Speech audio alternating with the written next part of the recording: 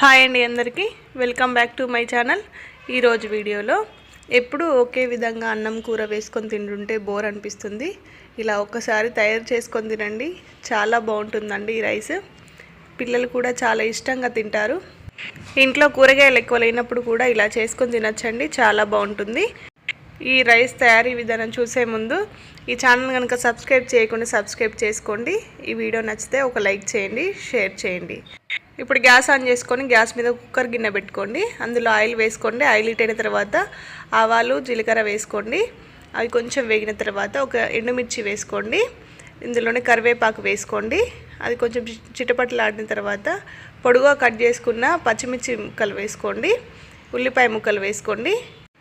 ఇవి కొంచెం ఆయిల్లో ఫ్రై అయిన తర్వాత ఇందులో 2 ఇలాచీలు, కొంచెం దాల్చిన చెక్క, 4-5 మిరియాలు, 5-6 లవంగాలు వేసుకోండి. ఈ మసాలాలు దంచకుండానే వేసుకోండి.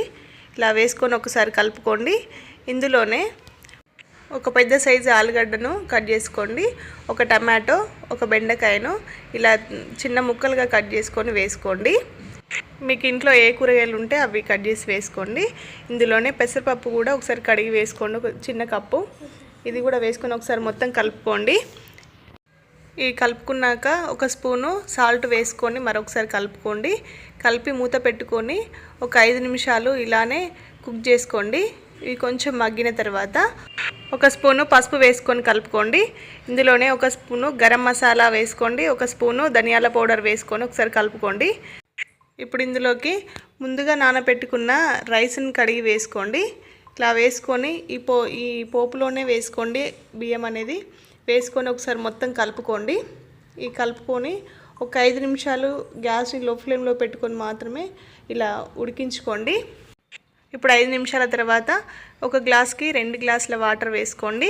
ఇలా వేసుకొని ఇప్పుడు ఇందులోనే ముందు కొంచెమే వేసుకున్నాం కదా సాల్ట్, ఇందులో అడ్జస్ట్ చేసుకొని సరిపడా సాల్ట్ వేసుకోండి. చిన్నగా కట్ చేసుకున్న కొత్తిమీరను వేసుకొని మూత పెట్టుకొని ఒక 3 విజిల్ వచ్చేంత వరకు అయితే ఉడికించుకోండి. ఇలా ఉడికిన తర్వాత చూడండి ఎంత బాగుందో. ఈ అన్నం కూడా విడివిడిగా మంచిగా పుల్లల్లాగా చాలా బాగుంటుందండి, మంచిగా వస్తుంది. టేస్ట్ మాత్రం చాలా బాగుంది. ఒకసారి ఇలా ట్రై చేయండి. ఈ వీడియో కనుక మీకు నచ్చితే మాత్రం ఒక లైక్ చేయండి, షేర్ చేయండి, ఛానల్ని సబ్స్క్రైబ్ చేసుకోండి. నచ్చిందో లేదో కామెంట్ చేయండి. Thank you.